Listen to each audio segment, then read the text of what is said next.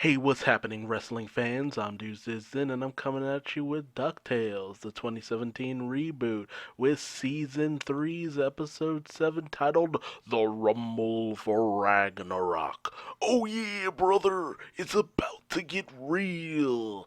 As we pick up with Scrooge on an adventure with the kids and Launchpad to visit Valhalla to train them in battling against the world serpent Jormungandr, the catalyst for Ragnarok, as every decade, I think they said, he releases himself from eating his tail, encircling the globe, to come down to fight the champion of Earth in order to decide whether or not the world will be destroyed in an event called Ragnarok. Gotta love how Disney fiction time and time again warps how this actual tale is supposed to go. This time completely eliminating Thor from the equation, but what can you do? But it's a situation where he wants to train the kids in what they'll need to do once he is gone at some point. So, they cross the Rainbow Bridge, also known as the Bifrost, and arrive at Valhalla and the Hall of Heroes, where they enter into a place where we find out that Jormungandr, despite being a massive world serpent, actually shrinks himself down every decade in order to rumble. We see lots of merchandising and this and that, which really takes Louis's attention, and we find that it's very much like professional wrestling. Very much like professional wrestling, or I guess professional wrestling is a lot like this. As we're introduced to the World Serpent and the champion of Valhalla, Jormungandr. I also love the fact that this is a callback to the episode Last Christmas where Scrooge was talking about his responsibilities, and one of those responsibilities was challenging the world serpent Jormungandr. But we also come to find out that Scrooge takes on the persona of a heel, basically a villain in terms of wrestling. The miser? Yeah, I guess it's just the miser. And he really buys into it. But it's Scrooge McDuck. Of course, he buys into being the villain. And Launchpad and Huey take over duties of being announcers, which they've done before. But wrestling is very much Launchpad's thing, so he really fits into it. Whereas Huey, not so much, as wrestling's not really his thing.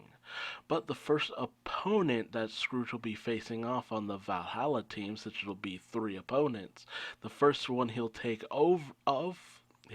have to fight against is Strongbeard, who gains power from his beard, and anyone who takes a lock of his hair can also gain his strength. Meanwhile, Scrooge tries to let Dewey know that he doesn't care about being seen as a villain, as ultimately his quest is to help save the world. So, after managing to get a lock of Strongbeard's hair, he's able to overpower him and pin him, getting the first victory for Team Earth. However, as the crowd jeers and boos Scrooge, Dewey jumps in to try to defend him to get them to cheer for him, only to have a chair thrown at him, with Scrooge coming in for the save, unfortunately injuring his back in the process. That means that it's up to everybody who's left to actually do the deed, namely Webby, and while Louis off just literally selling merchandise based off of everything that happens, Dewey says that he should be the one to actually throw down. It's his place to actually take care of this. But Scrooge isn't really convinced, despite the fact that Dewey goes under persona of Captain Popular. But Scrooge basically tells Webby to go in there and make sure Dewey doesn't get himself killed. And while Dewey tries his best to play to the crowd, unfortunately they take every gesture he makes the wrong way, with Louis even selling t-shirts based on the lack of popularity that Dewey has. But this match ends up being a tag match, as it is a showdown with Hecka, who is, it's Hella, but they can't say that in a Disney cartoon. Can't say Hella in a Disney cartoon, despite the fact that it's Hella, not Hell. And the wolf Fenrir, who, yeah, it's you have three of Loki's children here: Hela, Fenrir the wolf, and Jormungandr the world serpent. So, man, and then there's Strongbeard. It's kind of weird, but it's actually pretty fun. I'm loving this. But unfortunately, Dewey doesn't fare too well against Heka. And while does his best in order to, talk the situation up, he's doing a terrible job and the crowd is booing him. With Launchpad ultimately saying that doesn't need to try so hard. Ultimately, he just has to talk about the hype he's already seeing. Meanwhile, Scrooge tries his best to tell Dewey not to pay so much attention to the crowd's booing and jeering. Ultimately, yeah, this has been the downfall for Dewey ever since season two, is that he just gives too much into people's approval. We especially saw that in the Quack Pack episode where he was crippled by the disapproval of the audience. But ultimately, Webby is able to come in and try to help out and does pretty well against Hecka, only for Fenrir to help defend Hecka. And while Webby, is taken in by Fenrir's cuteness, Fenrir gains the upper hand, meaning that Dewey has to step in and he tries to offer Fenrir a lollipop, but the crowd literally turns against him because it's just like, dude, you don't give candy to dogs. And while Webby is able to get Fenrir on the ground, giving an opening for Dewey to pin Fenrir, Dewey's too crippled by the boos and the jeers that he's unable to do anything, giving Fenrir the opening to pin Dewey, meaning that they lose the second round, leaving one round left, and causing the world to start to shake apart. But Jormungandr, wanting to give the people of Earth a good opportunity, decides that the final battle will be a battle royale, everybody against Jormungandr, which Scrooge ultimately agrees to. And then Scrooge goes off to find Dewey, who went off to sulk, and tell him that not everybody's up for being a hero, and it's not wrong if he's not able to do this. It's ultimately his choice, and he understands if he can't. Meanwhile, Scrooge also called in Miss Beakley to lend a hand in the Rumble for Ragnarok, so we end up with a tag team of Mrs. Beakley and Webby going up against Jormungandr. Meanwhile, Dewey and Huey meet up and talk about their failures in terms of this whole mission, but Louis, kind of taken in by the fact that, well, the world is ending, gives both of them a pep talk, telling Huey that he really just needs to just go with the flow, not overthink things, and just be like Launchpad.